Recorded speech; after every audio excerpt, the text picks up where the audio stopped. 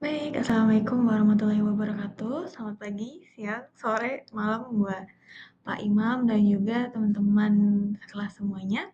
Em, di presentasi hari ini, saya dan teman-teman akan mempresentasikan mengenai step 7. Itu ada product, price, place, dan promotion.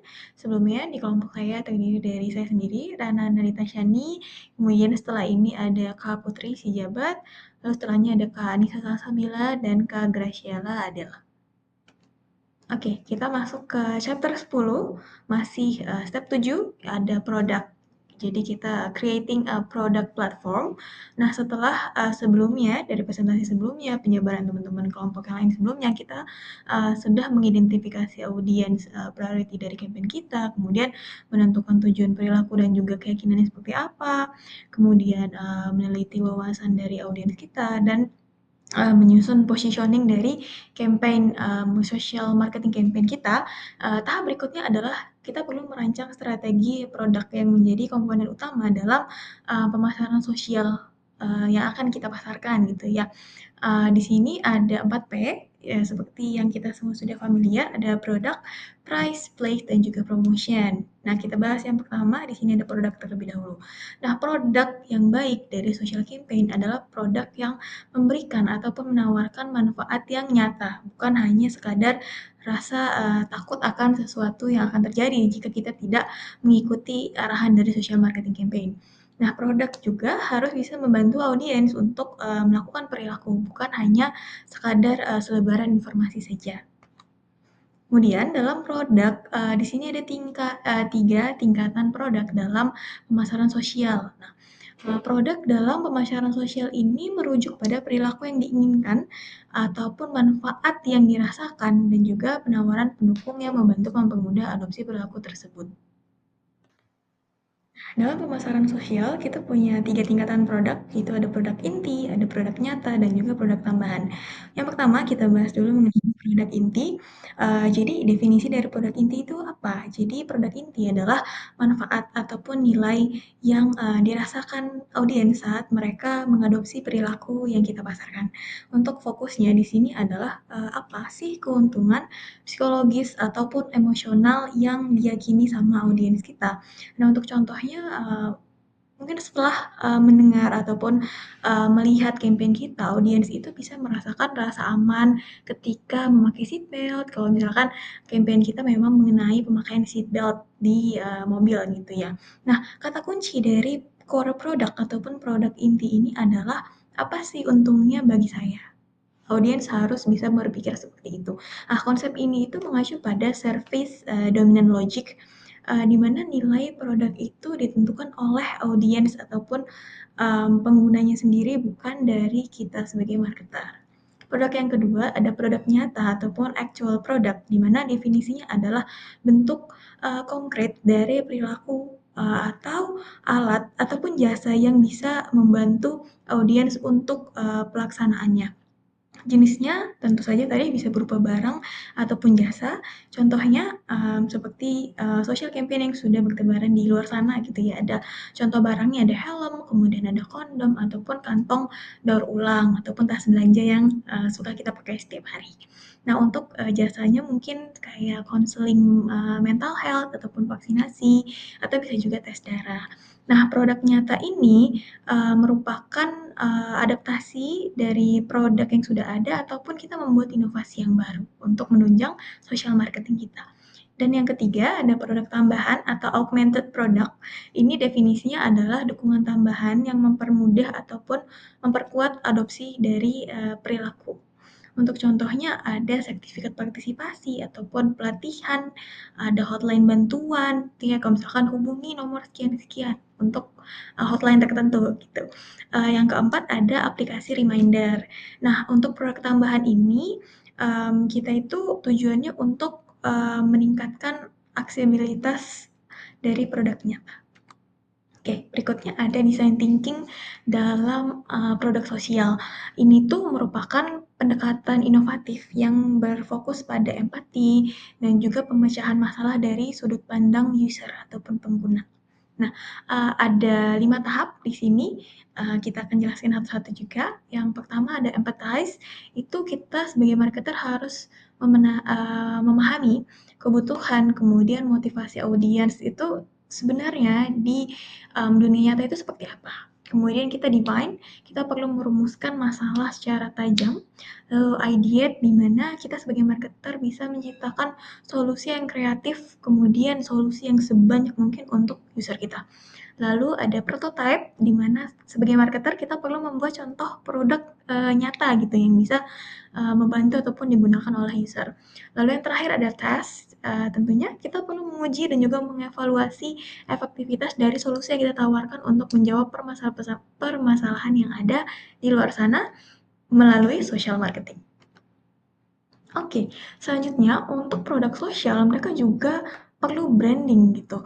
Branding yang kuat tentunya bisa menciptakan asosiasi asosiasi yang positif dan juga meningkatkan efektivitas campaign jangka panjang. Tujuan branding seperti yang kita ketahui untuk membangun identitas visual dan emosional yang mudah dikenali sehingga user itu kenal dengan campaign kita. Lalu melalui branding ini juga diharapkan kita bisa meningkatkan kepercayaan dan juga daya tarik dari publik. Nah, kita punya 5 elemen branding, ada nama campaign, logo dan warna, ada slogan, kemudian maskot atau karakter, dan yang terakhir ada identitas sponsor dan pendukung. Contohnya seperti apa dan penjelasannya seperti apa? Kita masuk ke satu-satu. Yang pertama untuk nama campaign, kita punya contoh di sini Quit for Love itu digunakan dalam campaign berhenti rokok di mana ada pesan emosional di situ. Jadi kita berhenti merokok demi orang yang kita cintai. Lalu ada logo dan warna, misalkan pita merah dalam AIDS awareness gitu yang merupakan simbol global yang kuat dan juga mudah dikenali. Warna merah kita ketahui bersama sebagai warna yang berani, cinta dan juga melambangkan bahaya. Lalu ada slogan, misalkan bersatu lawan TB gitu ya. Ini merupakan slogan resmi dari campaign TBC Kementerian Kesehatan Republik Indonesia, di mana mensimbolize bahwa ini merupakan ajakan bersama untuk mengatasi penyakit menular. Lalu kita ada elemen branding yang berikutnya, ada maskot ataupun karakter. Di sini ada Didi Tikus, kampanye cuci tangan UNICEF di Indonesia, di mana kita itu menggunakan maskot ataupun karakter animasi untuk bisa mengedukasi anak-anak tentang kebersihan tangan dan juga dengan cara yang menyenangkan. Lalu ada identitas sponsor atau pendukung dari campaign kita. Di sini contohnya ada BPOM dan berkolaborasi dengan influencer, di mana ini digunakan dalam campaign keamanan pangan dan juga kosmetik yang menyertakan logo BPOM bersama dengan dukungan figur publik Gen Z yaitu beauty vlogger. Oke, yang terakhir dari produk di sini ada pertimbangan etis. Nah, kenapa pertimbangan etis ini penting dalam strategi produk gitu ya? Jadi um, mengingat produk yang kita promosikan ini berkaitan langsung dengan perubahan perilaku manusia, sehingga ada beberapa risiko manipulasi, kemudian eksklusi, dan juga dampak yang tidak diinginkan itu harus kita antisipasi. Nah, contohnya seperti apa? Di sini ada 3 tingkatan produk yang sudah kita bahas sebelumnya. Ada produk inti, dia punya risiko misalkan janjinya berlebihan gitu ya. Misalkan ketika kamu berhenti merokok, berarti kamu bisa langsung terkenal gitu. Ataupun kita memanipulasi rasa takut tanpa solusi gitu. Misalkan campaign yang kita lakukan, campaign HIV ataupun campaign rokok itu bisa hanya memberikan gambar yang menakutkan saja tanpa adanya edukasi lebih lanjut. Untuk itu solusi dan juga prinsip etisnya seperti apa, kita tentunya harus bisa fokus pada manfaat yang terbukti nyata, kemudian kita hindari klaim hiperbola, lalu kita perlu juga melakukan edukasi yang berbasis pada bukti nyata, kasusnya seperti apa saat ini.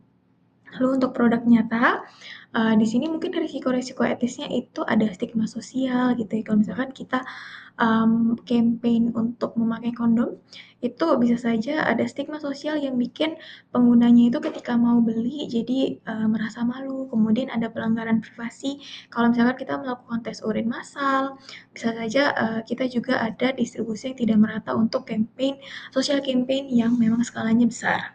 Untuk solusinya seperti apa, kita tentunya harus merancang distribusi yang inklusif dan juga aman, kemudian kerahasiaan datanya juga sangat penting, lalu edukasi tentang penggunaan produk dengan baik dan benar.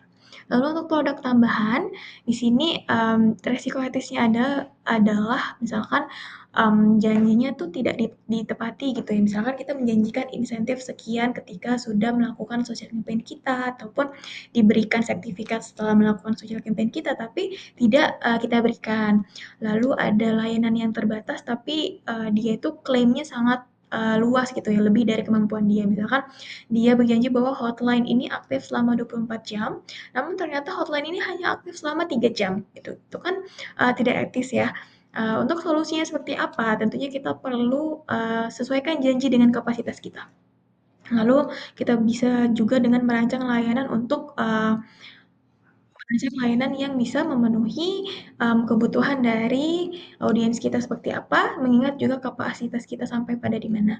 Untuk contoh kasus nyatanya, di sini ada yang sudah tadi sering kita sebutkan, ada tes urin untuk siswa SMA, di mana tantangan etisnya tentunya ada privacy, ada kepercayaan, belum juga stigmanya. Kalau misalkan hasilnya positif itu nanti dia menerima stigma dari sekitar dia seperti apa, gitu kan, mau kita hindari ya, agar semua orang bisa mengikuti campaign ini dengan baik. Untuk solusinya tentunya kita harus melakukan edukasi, kemudian berpatuh pada protokol dan juga persetujuan dari orang tua murid ini. Lalu misalkan yang kedua ada workshop gizi yang hanya tersedia di kota-kota besar ataupun ibu kota saja. Nah tentunya tantangan etisnya ada ketimpangan akses antar wilayahnya. Nah solusi etisnya tentunya kita bisa perlu berikan alternatif untuk penyuluhan online ataupun pelatihan melalui relawan daerah sehingga mereka bisa masing-masing menyebarkan campaign ini melalui relawan-relawan yang ada di setiap daerahnya. Lalu untuk kasus nyata yang lain ada aplikasi pendaftaran vaksin digital. Tentunya tantangan etisnya adalah tidak ramah pada teman-teman kita yang disabilitas. Lalu ada kesenjangan digital juga. Seperti yang kita ketahui, belum semua daerah di Indonesia ini sudah expert di bidang digitalnya. Untuk solusi etisnya tentunya kita perlu menyediakan opsi offline sehingga bisa sampai kepada teman-teman kita yang belum apa ya, belum familiar dengan adanya akses digital. Oke, untuk materi produk sampai di situ. Selanjutnya akan dilanjutkan oleh rekan saya untuk materi selanjutnya. Oke, pada bagian ini saya akan menjelaskan bagian price. Jadi price adalah harga atau apa yang harus kita korbankan untuk audiens prioritas. Jadi bukan hanya uang, tapi bisa hal yang lain seperti waktu, tenaga, ataupun rasa malu. Kalau di pemasaran biasa kan, kalau kita membeli barang atau jasa, kita pasti mengeluarkan uang gitu. Kalau misalnya sosial, ada hal yang selain uang, yaitu tenaga kita, waktu kita, ataupun hal-hal yang intangible lainnya. Nah, itu dibagi dua, yaitu biaya moneter dan biaya non-moneter. Jadi biaya moneter ini yang berkaitan dengan uang, barang, untuk pembelian barang atau jasa. Jadi kalau misalnya kita mau campaign pemasaran sosial terhadap korban pelecehan seksual, kita ingin memberikan perlindungan ataupun arahan terhadap perempuan-perempuan untuk merasa dilindungi ataupun bagaimana mereka bisa melindungi diri dari pelecehan seksual. Jadi kalau misalnya kita mengeluarkan biaya jasa, kita mengeluarkan dana untuk kolaborasi dengan ahli seperti psikiater atau psikolog untuk memberikan arahan ataupun konsultasi terhadap perempuan ataupun korban-korban yang terkait dengan pelecehan seksual. Nah, kalau biaya non finansial atau non meter itu bersifatnya tidak berwujud. Jadi sama nyatanya dengan audiens yang seringkali bahkan lebih signifikan untuk produk pemasaran sosial. Jadi kita menghabiskan waktu, usaha, energi, risiko psikologis. Maksudnya risiko psikologis ini rasa malu kita untuk mengkampanyekan kegiatan sosial tersebut ataupun ketidaknyamanan fisik. Lalu di langkahnya itu kita tentukan insentif dan disinsentif. Nah, di sini tugas kita sebagai pemasar sosial, kita bikin strategi biar perilaku baru itu terasa lebih menguntungkan dan nggak terlalu berat. Kita bisa naikin manfaat ataupun nurunin biaya, baik yang moneter maupun non-moneter. Jadi kita punya 6 taktik utama, empatnya itu fokus ke perilaku target behavior dan satu lagi itu competing behavior. Nah, 4 pertama fokus itu adalah perilaku yang kita inginkan dan 2 sisanya adalah perilaku pesaing. Singkatnya gini, naikin manfaat, turunin biaya, ataupun bikin perilaku buruk jadi lebih berat. Dibagi menjadi 2 arah. Yang pertama untuk perilaku yang diinginkan ataupun target behavior, yaitu dengan cara meningkatkan manfaat moneter. Nah, contohnya kita kasih uang, kita kasih kupon, kita kasih insentif uang. Lalu yang kedua itu meningkatkan manfaat moneter. Misalnya lewat pujian, pengakuan, atau penghargaan. Lalu yang ketiga itu menurunkan biaya moneter, kayak potongan harga, ataupun subsidi. Lalu yang keempat itu menurunkan biaya non-moneter, Eee, misalnya bikin proses jadi lebih cepat, lebih mudah ataupun lebih nyaman.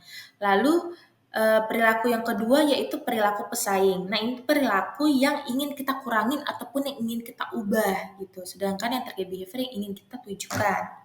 Jadi bisa dibedakan ya teman-teman ya. Nah, yang pertama itu menaikkan biaya moneter, contohnya seperti memberikan denda, pajak, atau biaya tambahan. Dan yang satu lagi itu menaikkan biaya non-moneter ataupun yang intangible, contohnya itu mempermalukan perilaku yang lama itu, lalu menambahkan rasa malu, ataupun bikin proses jadi ribet ataupun tidak nyaman, sehingga orang mengubah perilakunya supaya meringankan bebannya, seperti itu. Nah, tujuan akhirnya ini adalah membuat pilihan positif jadi lebih menarik dan pilihan negatif menjadi terasa berat. Nah, penjelasan selanjutnya itu adalah meningkatkan manfaat moneter perilaku. Ini adalah penjelasan dari target behavior yang sebelumnya. Jadi yang pertama itu meningkatkan manfaat moneter untuk perilaku. Nah, maksudnya di sini adalah kita kasih insentif berupa uang ataupun hal-hal yang menguntungkan untuk meningkatkan semangat orang-orang ataupun target kita, target perilaku kita yang kita harapkan. Contoh bentuknya gini, pasti udah familiar banget kan dengan konsumen seperti potongan harga, gift card ataupun voucher, tunjangan ataupun allowance, insentif tunai langsung, atau harga khusus buat ikutan program tertentu. Nah, menariknya ini, insentif ini bisa dikasih dalam berbagai tingkat insentitas, yaitu ringan, sedang, dan agresif.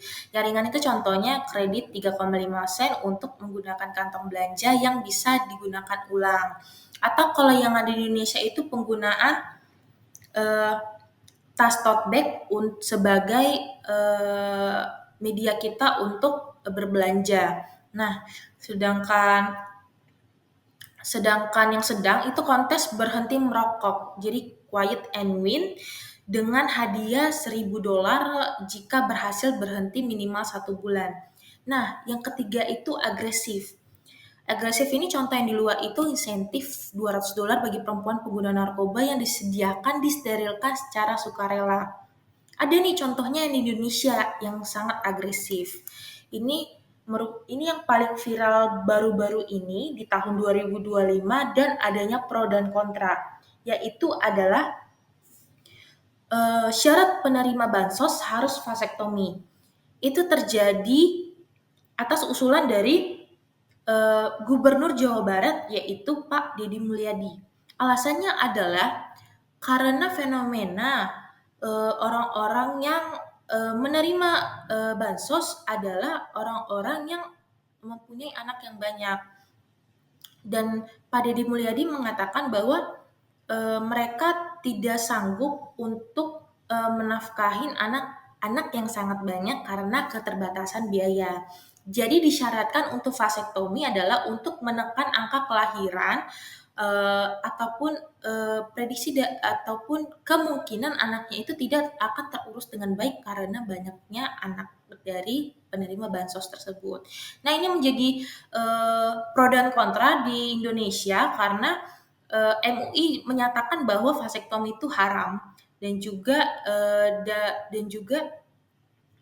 pendapat yang lain mereka mengatakan bahwa ini tuh seperti mendiskriminasi eh, orang-orang yang menengah ke bawah untuk dimandulkan seperti itu. Namun dari pernyataan medisnya vasektomi ini tidak termasuk memandulkan, tapi hanya memotong saluran saja. Tapi hal ini juga sangat kontroversi karena adanya faktor genderisasi ataupun kesenjangan gender yang menjadi perdebatan antara perempuan dan laki-laki yang seperti selama ini perempuan KB kenapa tidak ada yang protes sedangkan laki-laki yang KB adalah protes. Dan ini kenapa dia sangat berat karena hal ini berkaitan dengan hak asasi manusia dan juga berkaitan dengan kesenjangan agama ataupun peraturan agama. Jadi hal ini masih belum diusulkan secara sah, namun usulan ini bersifat sangat agresif. Lanjutnya adalah meningkatkan manfaat nanometer untuk perilaku. Nah, kadang kan nggak cukup uangnya, tapi kan cukup untuk pengakuan, yaitu memberikan apresiasi, memberikan insentif. Insentifnya itu misalnya wujudnya dalam bentuk penghargaan, ucapan, terima kasih, pengakuan, bahkan memberikan berita-berita untuk menampilkan prestasi-prestasi atas perubahan perilaku yang diinginkan ini. Nah, contohnya apa? Eh, di nextnya, oke. Kalau teman-teman dulu zaman sekolah kita pasti teringat dengan kata-kata adiwiyata. Nah, kalau di saya dulu tahun 2011 sampai 2015 itu sekolah sangat memprioritaskan kegiatan yang berhubungan dengan adiwiyata. Jadi di sekolah itu kita membuat daur ulang sampah organik, kita membuat kompos, lalu kita setiap pagi rutin untuk membersihkan halaman, menanam bunga, dan membuat taman-taman di sekolah. Nah, kegiatan ini juga kita memberikan kreativitas dari bahan-bahan bekas sebagai media tanam ataupun sebagai vas bunga ataupun kita membuat produk yang berhubungan dengan daur ulang. Nah, eh, penghargaan yang diberikan Adiwiyata ini sangat eh, di diapresiasi oleh lingkungan sekolah dan sekolah juga sangat aktif untuk mendapatkan penghargaan atau plakat dari Adiwiyata ini.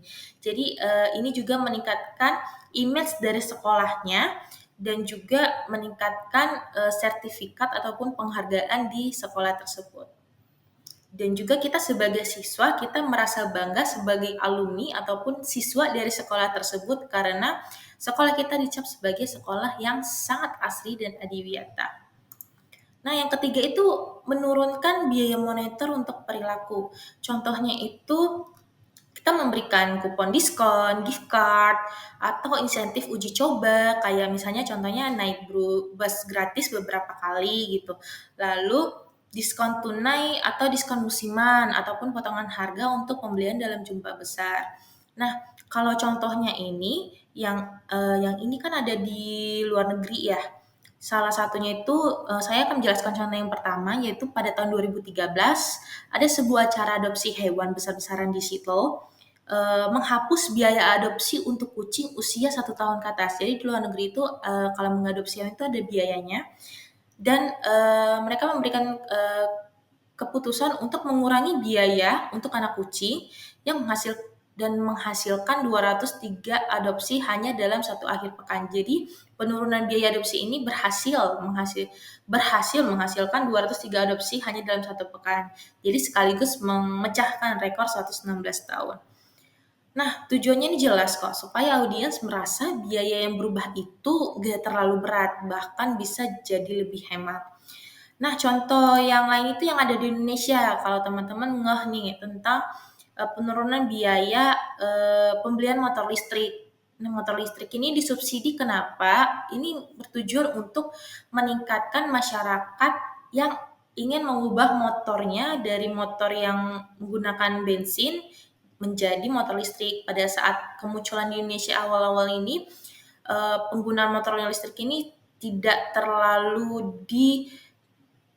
eh, dibuat menarik oleh masyarakat karena menurut mereka ini terlalu baru dan juga tidak dan juga terlalu mahal. Lalu pemerintah memberikan subsidi pada orang-orang yang membeli motor listrik dan rata-rata motor listrik di Indonesia itu di bawah 1 juta, tapi ada di bawah 10 juta, maaf, di bawah 10 juta. Dan ada persyaratan juga untuk mendaftarkan diri membelikan motor listrik yang disubsidi oleh pemerintah. Oke, next selanjutnya, menurunkan biaya nanometer untuk perilaku. Nah, taktik ini untuk mengurangi biaya waktu, usaha, serta ketidaknyamanan fisik atau psikologis. Jadi orang juga bisa dianjurkan untuk mengaitkan perilaku baru dengan kebiasaan yang sudah tertanam. Contohnya, untuk mendorong aktivitas fisik, Anda menyarankan agar orang menaiki tangga ke kantor di lantai 3 daripada menggunakan lift. Nah, jadi di menurunkan biaya nanometer untuk perilaku ini ada taktik-taktiknya nih. Yang pertama itu terhadap resiko psikologis yang dirasakan. Maksudnya itu sediakan produk sosial dengan cara memberikan imbalan psikologis seperti pengakuan publik. Lalu terhadap resiko sosial dirasakan, misalnya kalau kita naik tangga, kita kita dibangga-banggakan ataupun kita diberikan apresiasi. Jadi perilaku sosialnya itu jadi kita ngerasa hebat gitu. Lalu perasaan resiko penggunaan yang dirasakan, misalnya memberikan kepada calon pengguna informasi yang menenangkan ataupun uji coba gratis agar mereka dapat merasakan langsung bahwa produk tersebut memang berfungsi sebagai mestinya. Contohnya kalau misalnya naik tangga, kita bisa mencontohkan dahulu, kitanya rutin untuk naik tangga ataupun kita ngajak teman-teman kita naik tangga, lalu lama-lama orang bakal mengikutin seperti itu karena FOMO semakin kesini semakin banyak. Lalu terhadap resiko fisik yang dirasakan, misalnya memberikan sertifikasi atau pengesahan dari institusi yang berwenang. Contoh yang di Indonesia itu pasti kita tahu Car Free Day dong. Nah, Car Free Day ini taktiknya itu dari sisi psikologis yang dilakukan untuk meningkatkan orang-orang yang mengikuti Car Free Day, yaitu pertama misalnya dapat sertifikat partisipasi, misalnya diumumkan nih peserta aktif CFD dengan membuat komunitas-komunitas, lalu pengakuan sosialnya misalnya CFD ini diisi di acara komunitas, senam massal, ataupun panggung hiburan. Jadinya ada hubungan sosial di kegiatan CFD ini. Lalu ada konten Instagram resmi yang di-repost peserta CFD. Contoh sosial yang hype sekarang ini adalah orang-orang nge-post hasil kegiatan Car Free Day mereka di sosial media mereka dan semakin banyak orang yang ikut terlibat untuk Car Free Day ini untuk running atau sekedar bersepeda atau senam dan lain-lain. Lalu penggunaannya, jalannya ditutup total di setiap rute-rute aman. Jadi ada spot-spot tertentu di Car Free Day yang ada di Jakarta dan petugas Dishub juga ikut bantu untuk kelancarannya. Dan secara fisiknya ini ada pos kesehatan, misalnya ada minum gratis di lokasi CFD, lalu ada dinas kesehatan juga supaya jika ada sesuatu yang mendadak ataupun ada yang pingsan jalan bisa diarahkan ke dinas kesehatan atau Kesling. Itu yang keliling-keliling, kesehatan keliling. Lalu yang kelima itu meningkatkan biaya moneter untuk perilaku bersaing. Nah, maksudnya ini kita menaikkan biaya untuk perilaku negatif, kita menaikkan biaya uang untuk perilaku bersaing ini supaya orang makin mikir 2 kali buat ngelakuinnya. Tapi tentu aja kegiatan ini menyangkut aturan dan kebijakan. Strategi ini seringkali melibatkan pembuat kebijakan atau pemerintah, contohnya misalnya naikin pajak untuk mobil yang boros bakar, ataupun mengenakan denda untuk yang nggak mau daur ulang, ataupun kurangi pendanaan untuk sekolah yang nggak menyediakan pelajaran olahraga. Lalu komponen-komponen yang sudah dikenal dari media pemasaran sosial,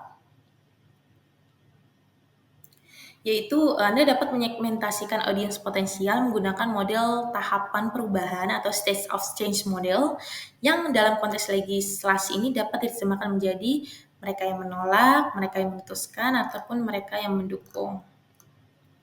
Lalu kita bisa analisis juga lebih dalam dengan metode BCOS. BCOS itu maksudnya adalah manfaat apa sih yang mereka rasakan, di cost biayanya ini risiko apa sih yang mereka khawatirkan, lalu others-nya itu apa sih yang mempengaruhi perilaku mereka, dan self assurance itu maksudnya apakah mereka merasa mampu dan punya kontrol untuk mendukung kebijakan ini. Dari sini kita bisa rancang kegiatan komunikasi dan strategi lobby yang lebih pas. Jadi bukan sekedar ngajak, ayo ubah gitu, tapi juga menyusun langkah-langkah realistis agar perubahan itu bisa terjadi. Contohnya itu meningkatkan biaya moneter untuk biaya perilaku bersaing ini adalah program bank sampah untuk menghindari penumpukan sampah sembarangan. Jadi program bank sampah ini udah banyak terjadi di banyak kota, termasuk di Jakarta, Yogyakarta, Malang, dan Makassar. Dan tujuannya ini memberikan insentif finansial ataupun uang dan tabungan untuk masyarakat yang membawa sampah terpilah. Dan efeknya ini berhasil mengurangi perilaku sampah-sampah yang bertumpuk ataupun yang menimbulkan bau. Jadi hal ini juga meningkatkan pendapatan penduduknya karena rutinnya memilah-milah sampah, dan lingkungannya juga menjadi lebih bersih. Nah, elemen-elemennya ini manfaatnya itu masyarakatnya dapat uang tunai karena mereka menjual sampah yang udah mereka kumpulkan ke bank sampah, ataupun mereka memiliki tabungan jadinya. Lalu cost-nya itu mereka harus memisahkan, mencuci sampah terlebih dahulu, lalu perlu meluangkan waktu ke lokasi penukaran. Itulah risiko yang mereka perkirakan ataupun yang mereka pikirkan gitu. Others-nya itu hal yang lainnya itu tetangga dan komunitas mulai ikut-ikutan nih. Atas dukungan dari RT RW juga kadar lingkungan juga mendukung kegiatan ini.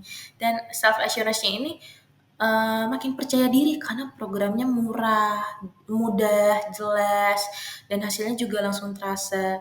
Dan juga nih didampingin oleh kader lingkungannya, dari petugas ataupun dinas terkait, dan juga banyak yang mengikutinya. Jadi orang-orang senang untuk mengikuti kegiatan ini.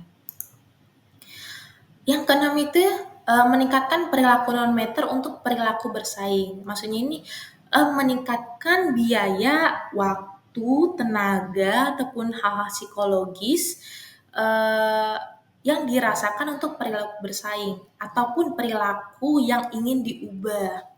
Di sana contohnya pada musim semi tahun 2013 nih, pemilik anjing di sebuah desa dekat Madrid mulai menerima kiriman tak menyenangkan ke rumah mereka jika mereka tidak mengambil kotoran mereka di jalan.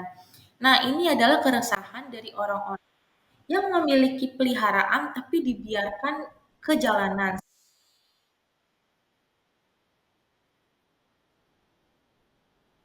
Mau jawab.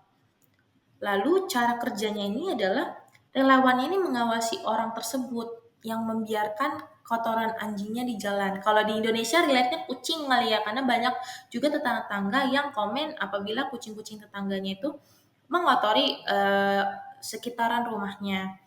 Lalu cara kerja di contoh kasus ini, beberapa relawan mengambil kotoran itu diam-diam, sementara yang lain mengkonfrontasi pemilik anjing untuk menanyakan nama dan rasa anjing mereka. Jadi pemilik anjing ini akan didiskriminasi apabila mereka tidak peduli dengan kotoran kekotoran anjing mereka terhadap lingkungan di sekitarnya gitu. Jadi relawan kemudian mencari alamat pemilik di database pendaftaran hewan, dan hal itu dikirimkan ke alamat pemiliknya dalam kontak bertanda lost property. Jadi apabila dia tidak bertanggung jawab, dia akan dipermalukan. Kalau contoh kasus di Indonesia, kalau teman-teman ingat itu, ada sosial media yang pernah viral di TikTok, eee, hasilnya itu adalah postingan yang direkam, di maaf, yang direkam di lalu lintas. Hasil rekamannya itu adalah, kendaraan-kendaraan atau orang-orang yang melanggar aturan, lalu lintas. Lalu dibuatlah konten-konten yang, eee, lucu namun sedikit sarkas, seperti itu. Jadi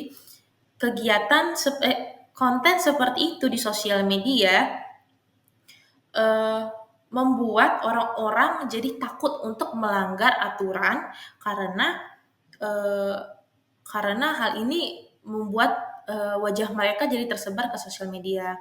Karena di Indonesia tidak ada aturan privacy, jadi hal ini juga tidak termasuk, ekstrim. Tapi kalau di negara-negara tertentu seperti Korea ataupun Jepang, apabila kita menyebarkan wajah orang tanpa persetujuan orang tersebut, maka bisa dipidana seperti itu. Tapi kalau di Indonesia tidak. Oke, sekian terima kasih. Baik, selanjutnya saya Anissa akan menjelaskan P yang selanjutnya yaitu place. Jadi place dalam pemasaran sosial merujuk pada tempat dan waktu di mana audiens sasaran melakukan perilaku yang diharapkan, mengakses barang atau layanan yang mendukung, dan merasa nyaman dan termotivasi untuk berpartisipasi. Jadi di sini place itu bukan sebagai saluran komunikasi seperti platform media sosial, iklan, maupun brosur. Place itu adalah lokasi nyata atau tempat di mana tindakan atau perilaku itu benar-benar bisa terjadi. Tujuan utama dari place adalah mempermudah akses dan juga mengurangi hambatan, karena audiens itu cenderung memilih solusi yang paling praktis dan juga tidak menyita waktu atau tenaga. Jadi dengan menyesuaikan lokasi dan cara penyampaian layanan terhadap kebiasaan audiens, kita bisa meningkatkan peluang untuk keberhasilan kampanye dan juga perubahan perilaku yang diharapkan. Nah, berikut ini ada salah satu contoh campaign yang berhasil, yaitu melakukan edukasi penggunaan sunscreen di Amerika Serikat. Dilatar belakangi dari masalah, yaitu sinar matahari dapat menyebabkan penyakit kanker kulit. Nah, salah satu hal yang bisa dilakukan adalah memakai sunscreen. Tetapi realitanya itu banyak orang yang lupa atau malas dalam menggunakan sunscreen. Jadi ada kampanye yang dilakukan, yaitu memasang dispenser sunscreen gratis di beberapa tempat outdoor, yaitu di pantai, taman, sekolah, dan acara umum. Nah, hasil dari campaign ini hasilnya sangat signifikan. Di salah satu acara tercatat 17.000 orang menggunakan sunscreen. Jadi hal ini menunjukkan bahwa akses fisik dan kenyamanan lokasi itu memiliki peran besar dalam keberhasilan suatu program sosial. Jadi dari sebelumnya tidak memakai sunscreen dapat berubah menjadi memakai sunscreen. Selanjutnya, dalam pemasaran komersial, konsep place itu sering merujuk pada saluran distribusi, yaitu bagaimana produk sampai ke tangan konsumen.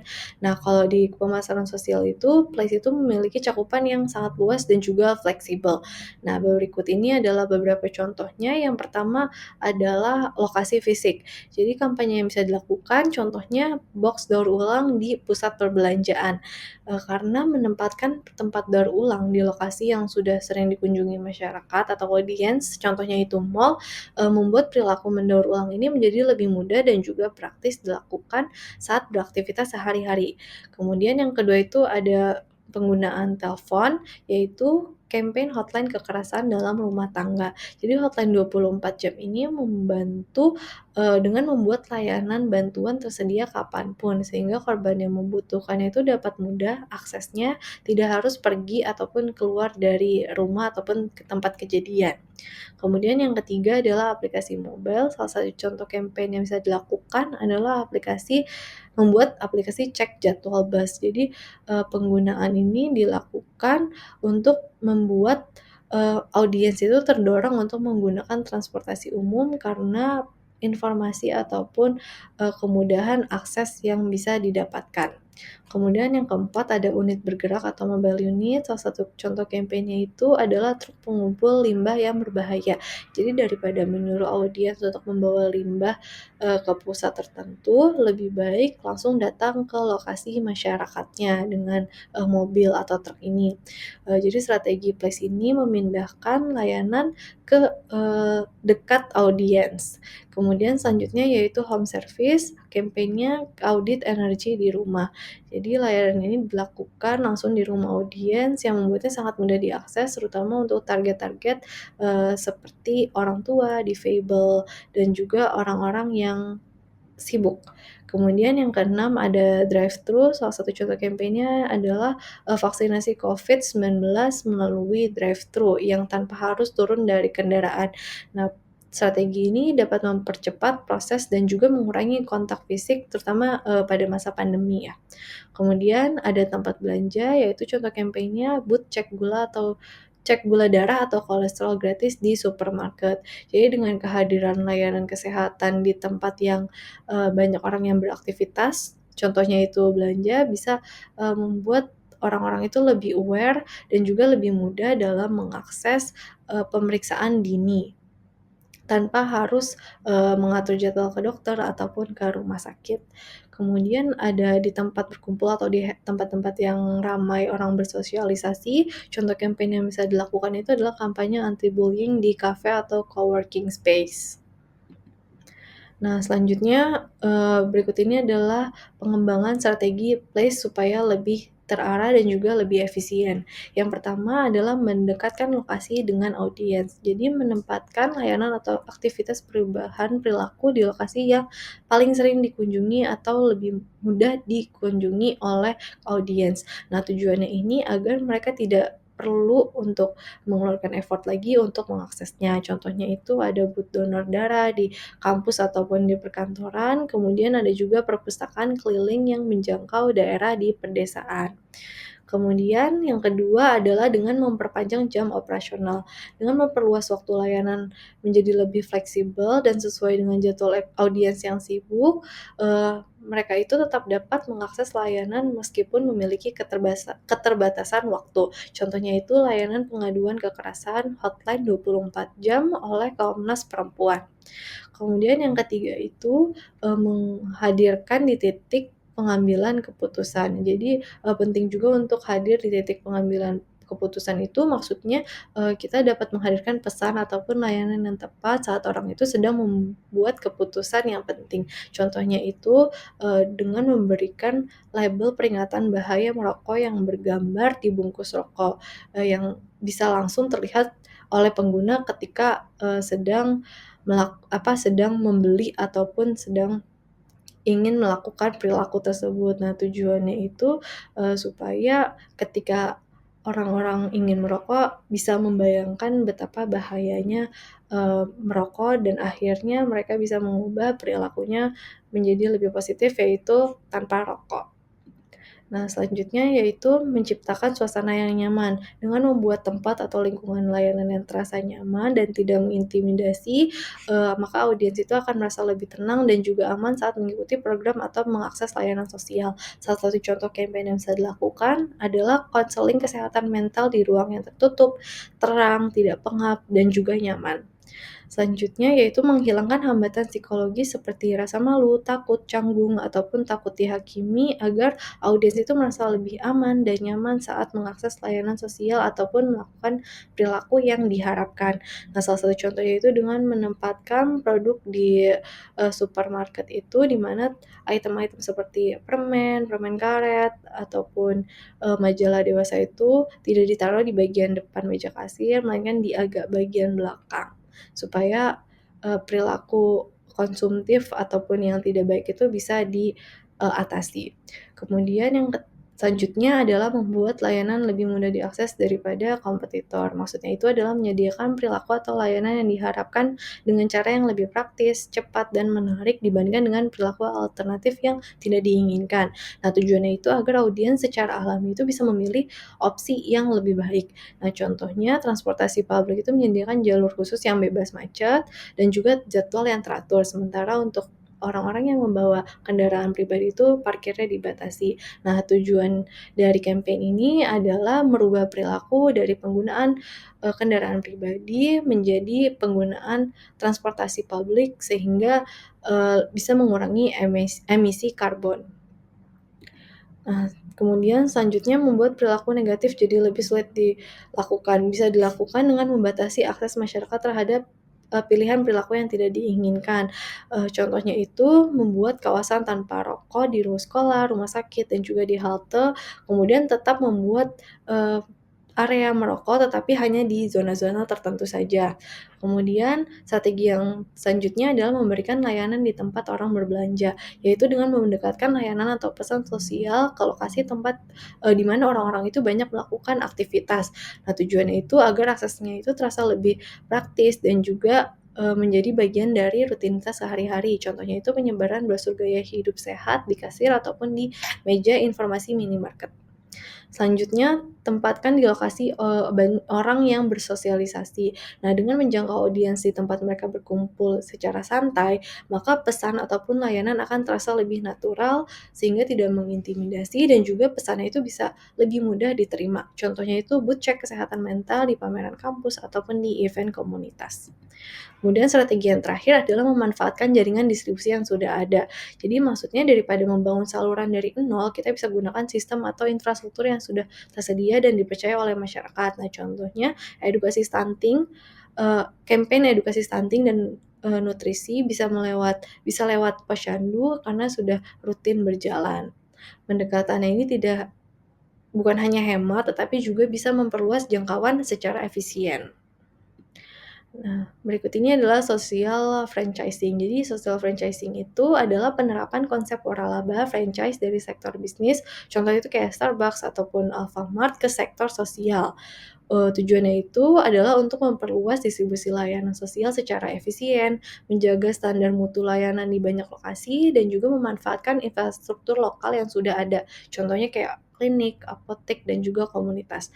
Nah, bagaimana cara kerjanya? Dalam sistem ini ada dua pihak utama. Yang pertama itu adalah franchiser atau pusat, di mana ini adalah organisasi pusat yang mengelola bagaimana standar layanannya, kemudian di sini dia juga menyediakan pelatihannya, bahan kampanye, dan juga alat ukur kualitasnya. Kemudian yang kedua itu adalah franchisee atau mitra lokal. Ini adalah pihak lokal seperti klinik atau lembaga masyarakat yang menjalankan layanan sesuai dengan standar dari pusat. Jadi franchisee ini biasanya tidak membuat sistem sendiri dari awal, melainkan mengikuti model yang sudah dirancang dan juga sudah diuji oleh franchiser. Nah, contoh nyatanya ini adalah program Green Start dari Organisasi Population Services Internasional, yaitu menyediakan layanan kesehatan seperti keluarga berencana, pemeriksaan HIV/AIDS, dan juga kesehatan ibu anak. Nah, melalui jaringan 7.000 klinik waralaba dan juga 75.000 titik distribusi ini, mereka sukses untuk membuat layanan yang terjangkau, kemudian kualitasnya juga seragam dan mudah diakses.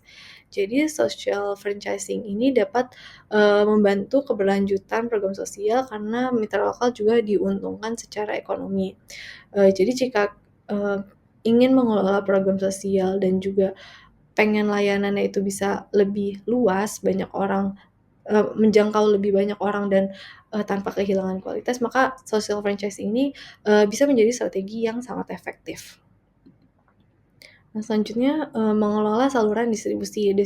Definisinya itu, saluran distribusi dalam pemasaran sosial adalah jalur atau sistem yang digunakan untuk menyalurkan produk atau layanan sosial dari penyelenggara, yaitu pemasaran sosial ke audiens sasaran. Nah, produk ini tuh bisa berupa barang kayak masker, brosur, ataupun vaksin, maupun layanan, contohnya konsultasi, pengujian kesehatan, dan layanan hotline. Nah, jadi jika produk atau layanan tersebut bersifat fisik atau memerlukan interaksi langsung, maka penting banget nih untuk memiliki jaringan distribusi, sehingga bisa lebih efektif, jadi target audiens itu dapat mengaksesnya dengan mudah. Nah, menurut Kotler dan Roberto, ada 4 ada 4 tingkatan saluran distribusi. Yang pertama itu adalah zero level channel. Jadi distribusi langsung, produk langsung dikirim dari penyelenggara ke audiens. Contohnya itu mengirim masker lewat pos, kemudian kampanye door to door. Yang kedua itu ada one level channel, yaitu melibatkan satu perantara lokal, biasanya toko atau retailer. Nah, contohnya apotek yang bekerja sama dalam mendistribusikan obat gratis. Kemudian ada two level channel, yaitu melibatkan distributor lokal dan retailer. Contohnya itu dinas kesehatan mengirimkan produk ke distributor, lalu distributor mengirimkan lagi ke toko-toko retailer. Nah, baru dari retailer itu ke audiens atau adapter. Kemudian yang terakhir itu ada three level channel, yaitu melibatkan distributor nasional, grosir, baru ke retailer.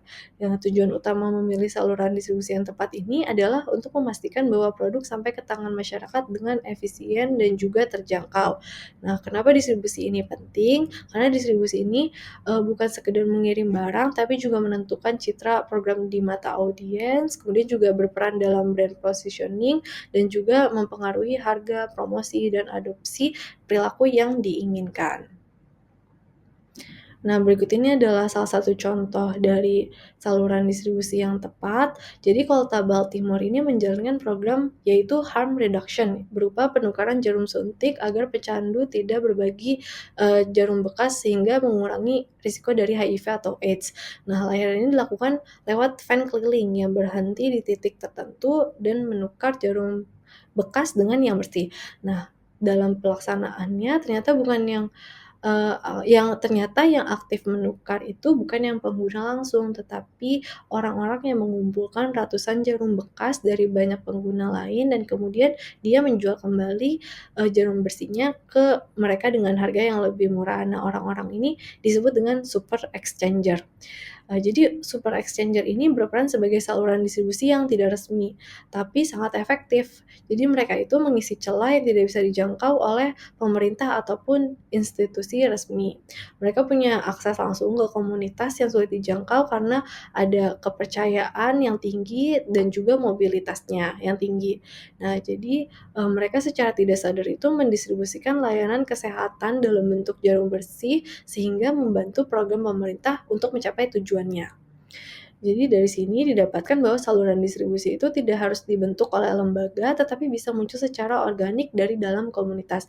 Maka dari itu pemasar sosial itu perlu peka terhadap dinamika lokal dan terbuka untuk bekerja sama dengan penghubung komunitas dari informal, karena mereka itu bisa jadi jembatan yang paling efektif antara program dan juga masyarakat dari sasaran.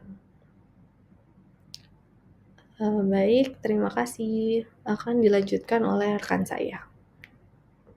Nah, sekarang kita akan membahas mengenai chapter 13, yaitu Deciding on Messages, Messengers, dan Creative Strategies. Nah, sebenarnya semua elemen ini dari Designing Messages, Messengers, and Creative Strategies ini sama-sama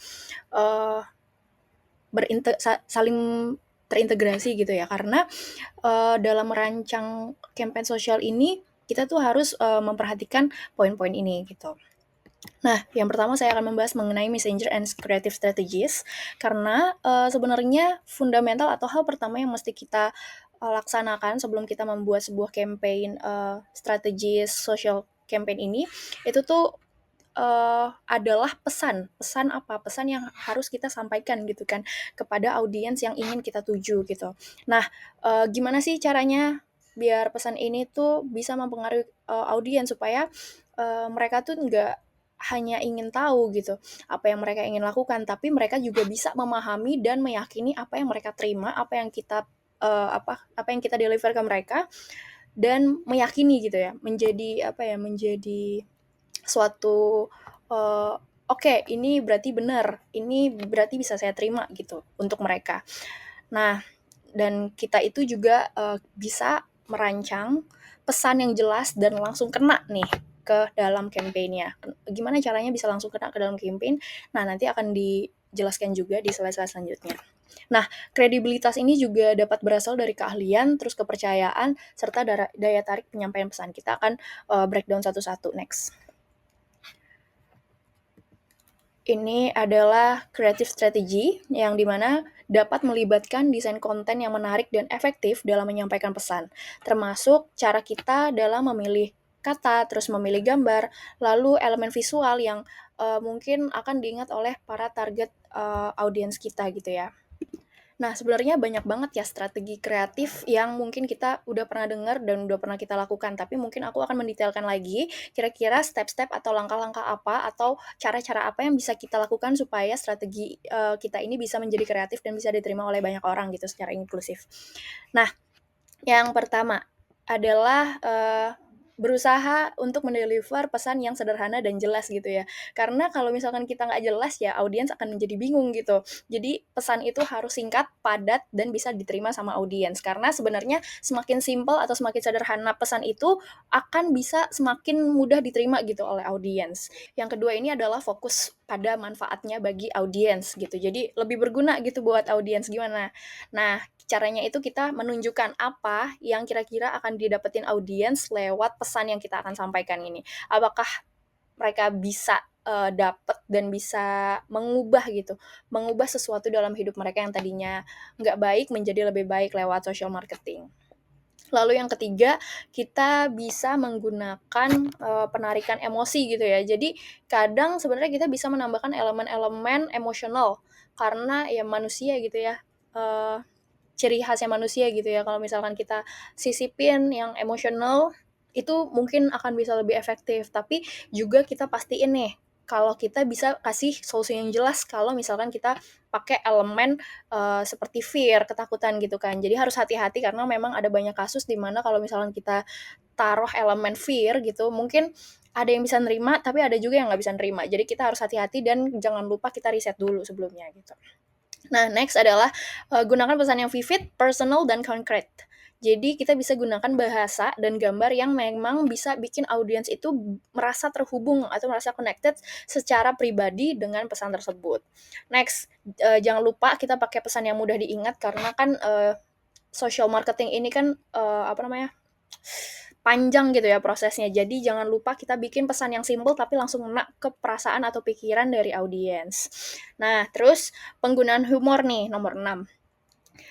Sebenarnya humor itu bisa loh menjadi salah satu daya tarik untuk menarik perhatian dan membuat pesan jadi lebih lama mudah diterima gitu. Jadi orang next-nya bakalan mungkin akan ngomongin itu terus atau akan mikirin itu terus. Itu possible banget buat terjadi kalau misalkan kita pakai humor gitu.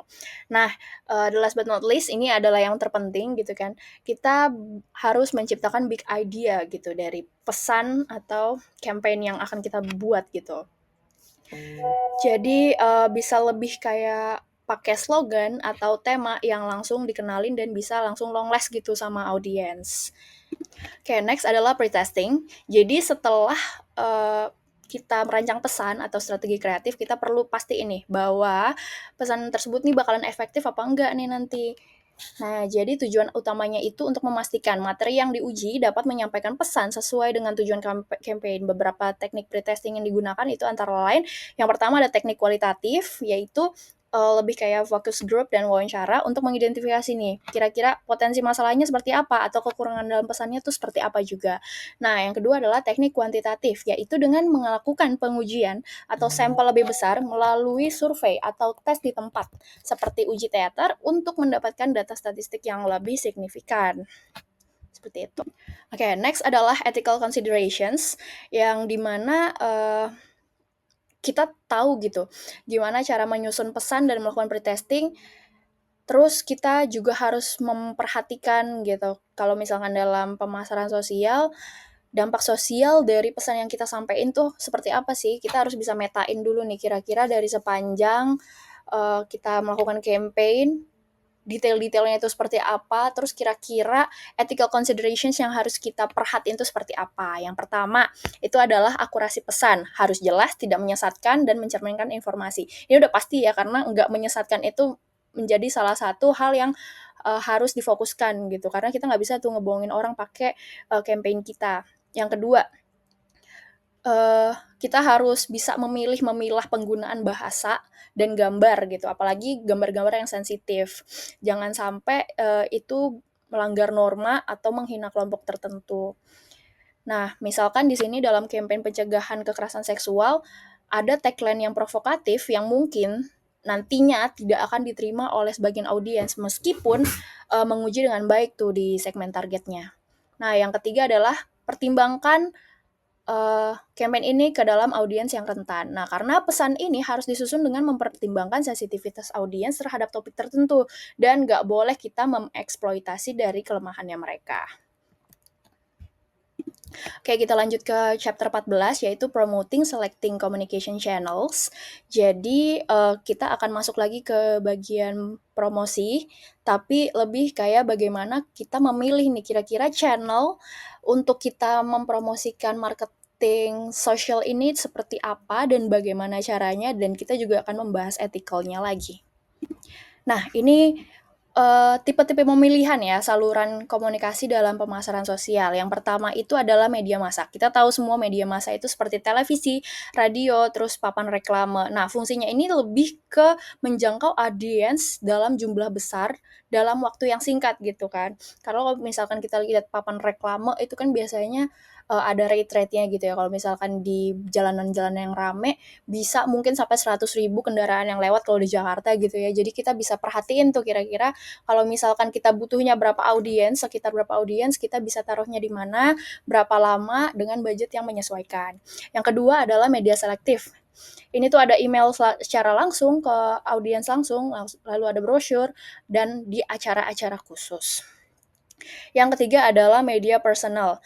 Nah, media personal ini lebih kayak sosial media ya. Jadi kita memanfaatkan sosial media. Terus kita juga bisa, karena individual kita bisa pakai pertemuan tatap muka. Terus kita bisa pakai telepon langsung atau langsung di pelatihan. Nah, sebenarnya yang kayak media personal ini tuh lebih efektif untuk membangun hubungan personal sama audiens dan melakukan interaksi langsung dengan audiens. Nah, selanjutnya cara kita memilih saluran sosial media yang tepat nih, karena sebenarnya sosial media itu mempunyai karakteristik dan mempunyai penggemarnya sendiri-sendiri nih. Jadi kayak misalkan LinkedIn, Facebook, Twitter, YouTube, Instagram, itu tuh sebenarnya mereka mempunyai karakteristik yang beda-beda. Misalkan Facebook nih, Facebook itu kan orang-orang biasanya di atas 30 tahun gitu ya, jadi udah audiens yang lebih tua. Nah, tapi plusnya adalah demografinya Facebook ini tuh dia luas karena ada berbagai kelompok dari usia, latar belakang gitu. Nah, terus mereka ini bagusnya itu mereka punya komunitas dan grup. Jadi bagus banget untuk membangun komunitas, misalkan fokus di topik-topik tertentu gitu, yang bisa membantu dalam campaign yang berbasis komunitas. Nih untuk teman-teman yang mungkin campaignnya basisnya di komunitas bisa banget pakai Facebook. Nah, yang kedua itu ada Twitter. Kalau Twitter itu lebih ke audiens yang muda ya, karena kan itu basicnya itu adalah tweet ya, tweet-tweet seperti itu. Mungkin namanya X sekarang. Tweet-tweet yang mungkin nggak banyak, jadi lebih simple gitu untuk disampaikan gitu. Dan audiensnya ini dia juga beragam.